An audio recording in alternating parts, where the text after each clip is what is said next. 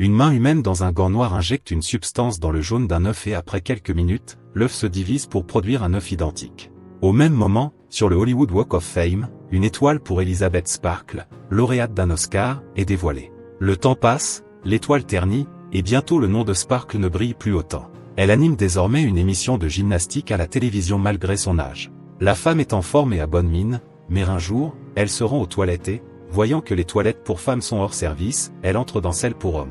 Dans une cabine, elle entend la voix du producteur de l'émission, Harvey, qui dit qu'Elizabeth est dépassée et que l'émission a besoin d'une fille jeune et séduisante. Il est temps pour Sparkle de prendre sa retraite, après tout, elle a gagné son Oscar à l'aube du cinéma et il est temps de laisser place à la jeune génération. Bouleversée, Elizabeth déjeune avec le producteur qui, en riant, lui annonce sa retraite et part avec un ami. La femme voit une mouche dans son verre de vin et se sent tout aussi impuissante. Sur le chemin du retour, l'actrice est distraite par des ouvriers en train de démonter son panneau publicitaire, et elle a un accident. À l'hôpital, le docteur reconnaît la star et lui fait des compliments, mais la femme commence à pleurer car toute sa gloire est désormais derrière elle. Gêné, le docteur lui dit au revoir et s'en va. Cependant, un jeune infirmier commence soudain à examiner le dos d'Elizabeth en murmurant qu'elle est parfaite pour une expérience. Avant de partir, il glisse une clé USB dans sa poche avec une publicité pour un produit appelé « Substance ». Elizabeth lit le nom du produit quand un homme plus âgé l'appelle. Il s'avère être Fred, un ancien camarade de classe. Heureux de la voir, il lui propose de se revoir pour se remémorer leur jeunesse. Fred écrit son numéro de téléphone sur un bout de papier au hasard, le trempe dans une flaque d'eau, puis le donne à Elizabeth, qui fait semblant d'être contente de revoir son vieil ami.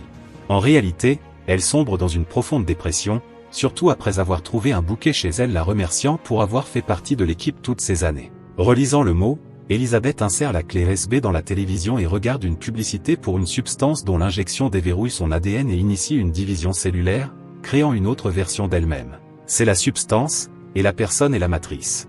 Bien que ce soit deux personnalités différentes, elle reste la même personne, juste une version améliorée qui sera plus jeune, plus belle et plus parfaite. Les deux personnalités doivent exister en symbiose et échanger de place tous les 7 jours, en se rappelant toujours qu'elles ne forment qu'un tout. Elizabeth se rend dans un bar et, en regardant les couples heureux, réalise sa solitude. Elle rentre chez elle et, après de longues réflexions et souvenirs, elle appelle le numéro fourni et commande la substance. On lui donne un numéro de boîte postale où elle peut récupérer le produit et l'appel est rapidement terminé. La femme passe une nuit blanche, et le matin, elle voit une annonce dans le journal cherchant des candidates pour la remplacer en tant qu'animatrice de l'émission. En même temps, il y a une lettre dans le courrier avec une carte et le numéro de la boîte postale pour la substance. Elizabeth se dirige résolument pour récupérer le colis. À la maison, elle ouvre la boîte, et tous les ingrédients de la substance sont soigneusement emballés dans des sacs et étiquetés, activateur, stabilisateur, l'autre aile, le switch, nourriture pour la matrice, nourriture pour l'autre aile. L'activateur ne doit être utilisé qu'une fois, mais le stabilisateur doit être administré quotidiennement et est prélevé sur les cellules de la matrice. Le plus important est que les deux doivent échanger de place tous les 7 jours sans exception, en se rappelant toujours qu'elles ne forment qu'un tout. Le matin, Elizabeth passe un long moment à se regarder dans le miroir, notant les signes de vieillissement. Finalement, elle s'injecte l'activateur unique, après quoi elle est frappée par une douleur insupportable. La femme tombe au sol, se tordant de douleur alors que son dos se fend et qu'une version plus jeune d'elle-même en émerge. Cette nouvelle personnalité reprend lentement ses esprits et, en se regardant dans le miroir, voit le reflet d'une jeune fille très belle. Pendant un moment, elle savoure son nouvel état, mais elle remarque alors le corps d'Elizabeth. D'abord, la jeune fille range tout, recousant la horrible déchirure dans son dos, puis elle se met au lit. Le matin, la jeune fille prend une douche, mais soudain, elle se sent mal. Elle sort des seringues spéciales et s'injecte le stabilisateur prélevé sur la colonne vertébrale d'Elizabeth, inconsciente. Puis elle va dans le salon, ravie de son nouveau corps jeune et fort. Plus tard, elle se rend à une audition, achetant un maillot de bain séduisant en chemin. Elle prend le nom dessus et fait une impression saisissante sur les assistants des producteurs et finalement sur Harvey lui-même. Sue est choisie pour remplacer Elizabeth comme animatrice de l'émission, bien que la jeune fille avertisse immédiatement qu'elle s'absentera tous les 7 jours pour s'occuper de sa mère malade. Cela conquiert complètement Harvey, car le public adorera sûrement cela. Sue commence à profiter de la gloire qui appartenait autrefois à la version originale. Cependant, la semaine passe rapidement, et il est temps pour l'échange. Sue attache des tubes spéciaux à ses bras, permettant à la substance de circuler. Bientôt, Elizabeth reprend conscience tandis que le corps de Sue tombe dans le coma. La femme se nettoie et se rend à la télévision. Dans le studio, Harvey lui présente un cadeau de la part de l'équipe. De retour chez elle, Elizabeth marque les jours où elle peut être elle-même sur son calendrier. Elle passe tout son temps à la maison. À la fin de la semaine, elle reçoit un message concernant un nouveau lot de substances livré à sa boîte postale.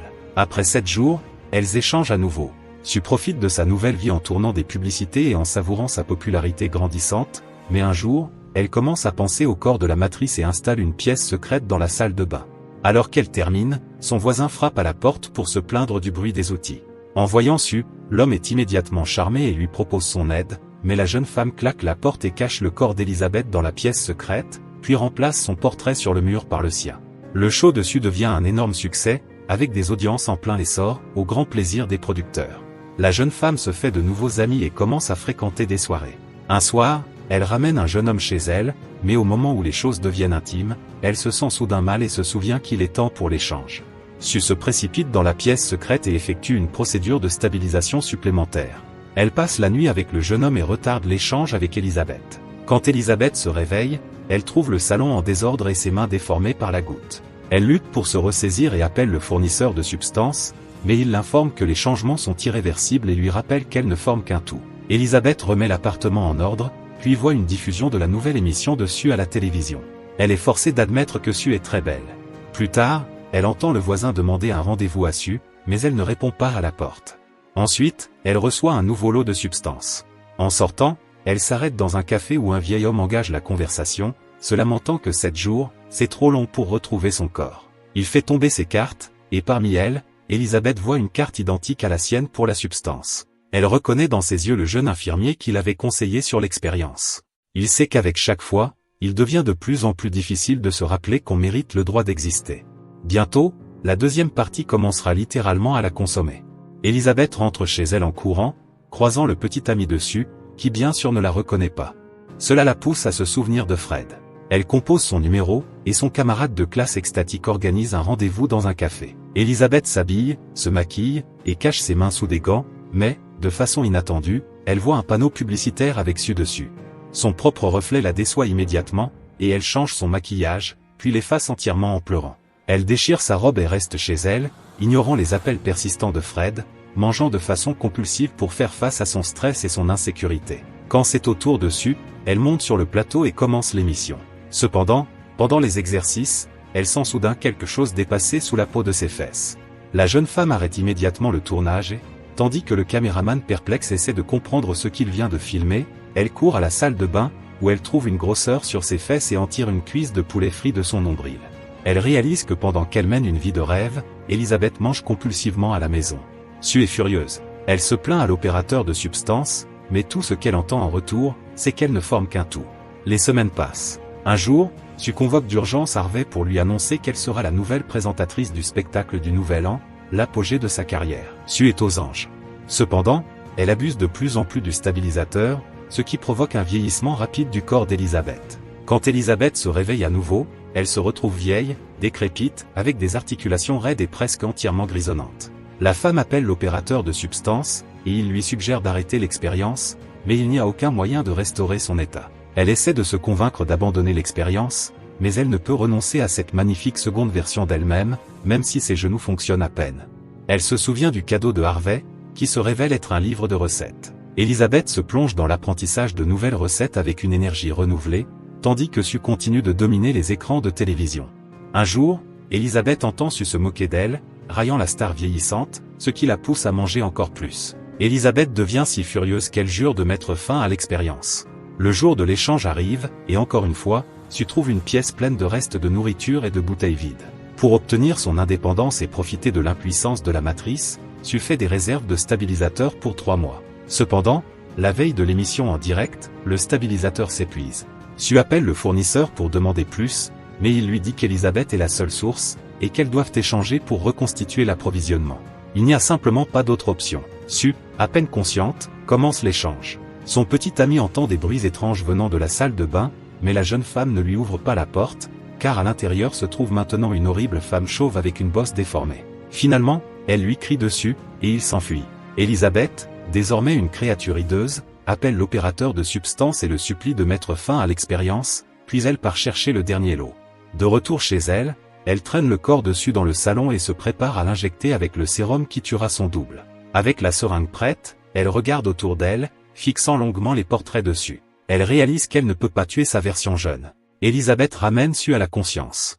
En voyant la seringue à moitié vide et comprenant ce qu'Elisabeth avait prévu, Sue entre dans une rage folle et bat la matrice à mort. Ensuite, elle se rend au spectacle du Nouvel An. Elle est habillée d'une magnifique robe, mais soudain, Sue se sent mal et court aux toilettes. Il s'avère qu'avec la matrice morte, le corps de Sue commence à se détériorer rapidement. D'abord, ses dents tombent, rendant impossible pour elle de sourire au sponsor, ce que Harvey désire tant. Puis un ongle tombe, et son oreille se détache. Paniquée, Sue rentre chez elle, où elle s'injecte le dernier activateur en espérant créer une nouvelle version d'elle-même. Mais à la place, un hybride monstrueux des deux versions, Elisa Sue, naît. Le monstre se souvient de son audition et tente de se faire belle en enfilant une robe et un masque fait maison d'Elisabeth avant de se rendre à l'émission. Quand elle arrive au centre de télévision, elle monte sur scène. Elle s'adresse au public, mais son masque tombe. Des cris d'horreur remplissent la salle et on la traite de monstre. Le public s'enfuit dans la panique et un homme décapite Elisa Sue, après quoi son corps mutilé inonde toute la salle de sang. Ce qui reste d'Elisa Sue sort du studio et, dans la rue, se désintègre en tripes. Le visage original d'Elisabeth parvient à ramper jusqu'à l'étoile de l'actrice sur le Walk of Fame, où il lève les yeux, sourit, et fond. Le lendemain matin, la flaque de sang restante est effacée, effaçant ainsi la mémoire de l'actrice. Parfois drôle, mais surtout terrifiant, le film dissèque les normes imposées par la société sur le corps des femmes dans la quête de la beauté éternelle, forçant les spectateurs à réfléchir à ce que signifie être soi-même et à l'importance d'accepter qui on est.